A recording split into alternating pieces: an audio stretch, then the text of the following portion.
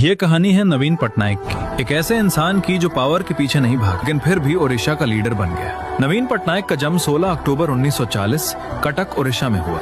वो legendary leader Biju Patnaik के बेटे थे, लेकिन उनकी लाइफ का डायरेक्शन बिल्कुल अलग। उनका पॉलिटिक्स से कोई लेना देना नहीं था। उन्होंने दून स्कूल और दिल्ली यूनिवर्सिटी से पढ़ाई। उन्हें बुक्स, हिस्ट्री और राइटिंग पसंद थी। वो ज्यादा बोलने वाले इंसान नहीं, ज्यादातर शांत और प्राइवेट लाइफ जीने वाले थे। पॉलिटिक्स उनका सपना नहीं, राइटर बनना उनका गोल था। फिर आया साल 1907। बीजू पटनायक का अचानक निधन हो गया। ओडिशा की पॉलिटिक्स में एक बड़ा खालीपन आ गया। लोगों को लगा अगर बीजू बाबू के विचारों को कोई आगे बढ़ा सकता है तो सिर्फ नवीन पटनायक। मजबूरी और जिम्मेदारी के साथ नवीन ने पॉलिटिक्स में कदम रखा। बिना एक्सपीरियंस, बिना पावरफुल स्पीचेस, सिर्फ एक चीज के साथ, ईमानदारी। 1997 में उन्होंने बीजू जनता दल बनाई और सिर्फ 3 साल बाद 2000 में ओडिशा के चीफ मिनिस्टर बन गए। शुरुआत में लोग उनका मजाक उड़ाते थे क्योंकि उन्हें उड़िया लैंग्वेज ठीक से नहीं आती थी, लेकिन नवीन पटनायक ने जवाब वर्ड से नहीं, काम से दिया। उन्होंने लैंग्वेज भी सीखी और लोगों का भरोसा भी। 2000 से लेकर 2019 तक उन्होंने लगातार इलेक्शंस जीते, बिना गुस्से, बिना ड्रामा, बिना शो ऑफ। उनका स्टाइल सिंपल था, कम बोलो,